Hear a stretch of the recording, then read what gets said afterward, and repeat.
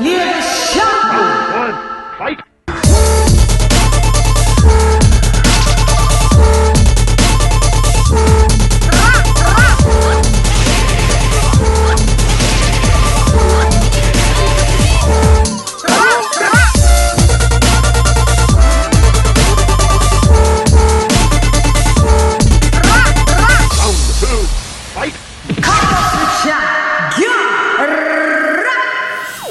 The history, the lineage that you've come from, and trust me, you're gonna rub off on someone in there, and they're gonna put your name up with their greatness. Yeah, your greatness is gonna rub off on someone in that gym today. Thank you. I've been trying to spread a little knowledge to some of the young kids and showing some stuff, and they've been taking to it very well. So I'm very happy. It's a nice gym too, nice big gym. Everybody's in there working. I see everybody. We need some AC, Josh. No AC. We gotta keep it sweating. No AC. Hard work. Sweat to the top. That's right. Stop. Listen, I'll do a GoFundMe. I'll do a GoFundMe, mate, for the But anyway, what you were talking about with the knockdown, whatever. I wouldn't say the Pacquiao fight. That's more later on in my career. I'm talking about early in my career when I fought Vernon Forrest. When I fought Vernon, that was a time.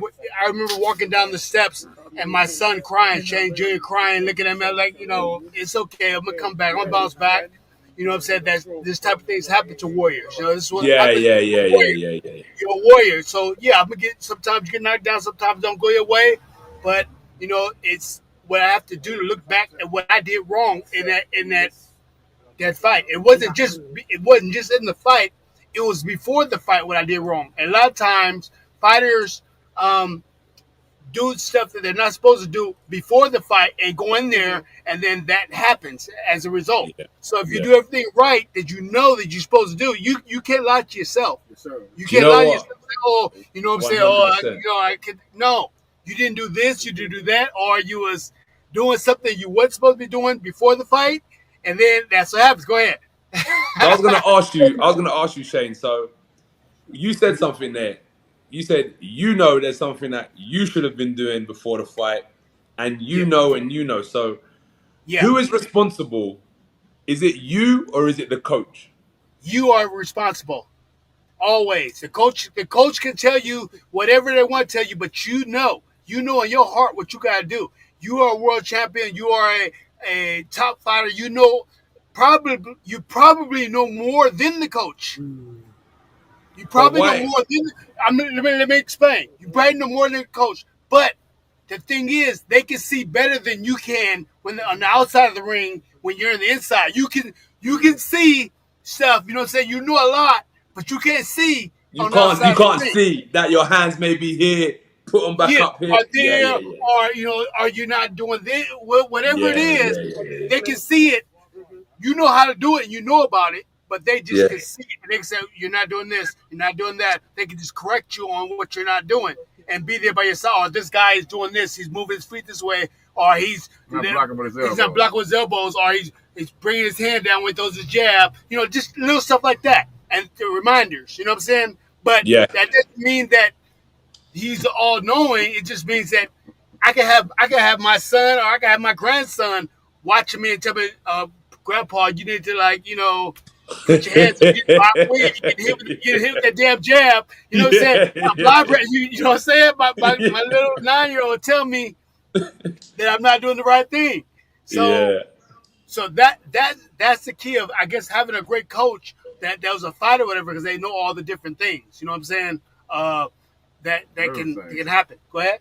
So I've got another question. So if that's the case, so let's say you're training me and you're looking at me and saying, man, this guy's training too hard.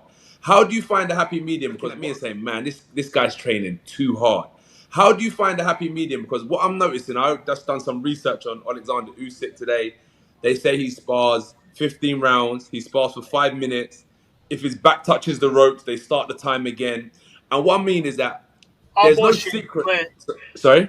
That's all bullshit. Don't worry about that. So because wait. What I wanted to ask you, Shane, there's no secret to success. You have to grind hard. You have to grind hard. So how do you find a balance where, if the coach says run 6, you're like, I've got to run 10. Like in your heart, you know you got to run 10, but as fighters, we can overtrain ourselves because we're so, we get caught up in the whole moment of this fight and we overwork ourselves. How do you find that balance where you're outworking everyone in the industry, but your coach is telling you need to slow down? Yeah, that's the thing. You're not supposed to think about outworking everybody or being the hardest runner or whatever. You're about being the best fighter you can be in the ring of the night of the fight. It has Yeah, nothing to do with, you understand what I'm saying? It has nothing to do you with need to show up on the night. You need to show up. So what happens is people run all this stuff and they do all kind of working out hard and stuff, like more rounds and stuff like that, but they're not putting in the right amount of intensity for the fight. So if you're doing, you know what I'm saying? Then if you're putting intensity like fast all the time, you know what I'm saying? Like you're doing your thing, you're gonna fight like that. But if you're not putting that intensity in there and you're just going like the motion, you're just doing your motion, then you're gonna when you put the intensity in the fight, you're not gonna be able to call on it. I'm gonna show you something. So like we saw this, you're talking about intensity.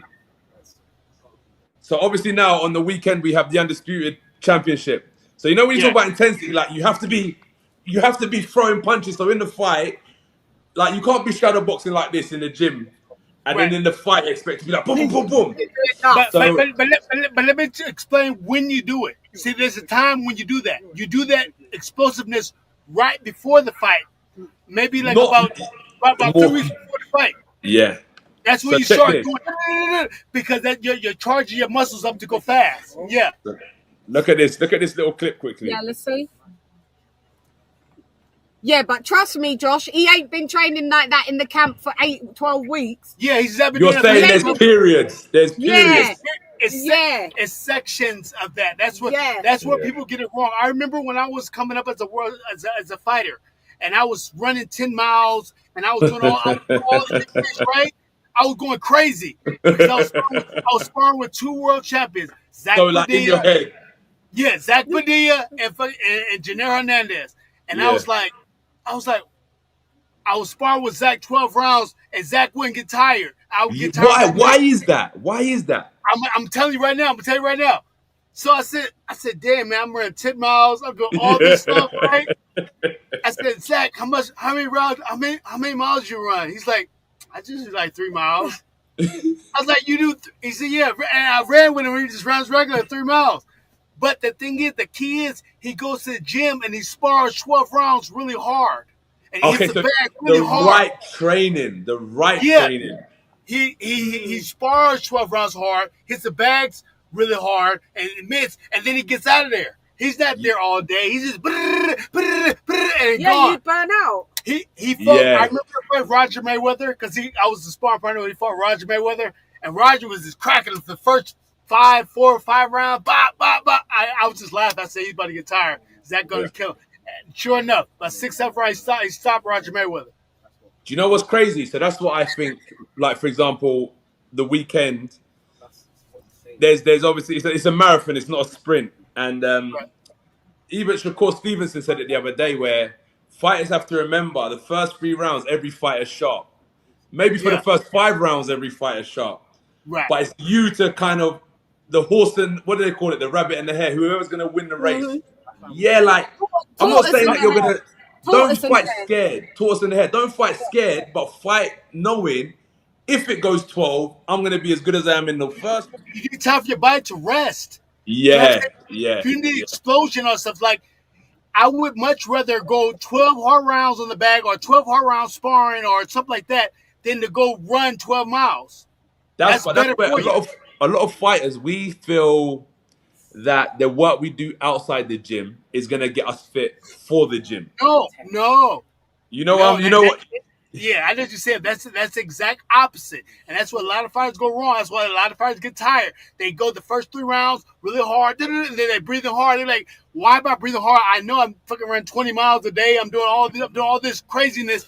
Yeah, that's why you're breathing like that in the 3rd round or 4th round, because you did all this craziness. And that's what I'm afraid of what's going to happen to Pacquiao, because Pacquiao's a workaholic like that too. Pacquiao works really hard, but then again, Pacquiao is really, he's in great shape. I'm gonna say that. That guy ran with him a little bit. He's in great shape, but at the same time, he's fighting a young Barrios, and he's a little older, and he works out like he's 25. Still, it's like Pacquiao does. Pacquiao works out like he's 20. Like he thinks in his mind he's still 25 years old, so he's running like those mountains and for 5-6 miles, up the mountain, straight up the hill, and then he's like, doing all kind of. He's doing a lot of stuff. Yeah. Hopefully he does well. He does good, but if he gets tired, if he looks fatigued or whatever, he shouldn't look fatigued because he's in phenomenal shape. But if he looks fatigued, that's the reason. And that's what you said at the start of the conversation, where the whole purpose is to make sure you turn up on the night. It don't matter about night. Yeah. All the other stuff it doesn't mean nothing. It doesn't mean that you can run the fastest. It doesn't mean that you're doing all whatever the more punches or whatever it is. It don't mean none of it. None of that mean nothing. Can I just interject then? So with him saying that, are you thinking, I've got it wrong a bit then than what I've been doing in training? No disrespect to any of your trainers, Davison, Rob, nothing like that. Have you seen that there could be a different format that you could apply now? Well, let me say something. Well done. Outstanding. Impressive. Excellent. Round 1, fight!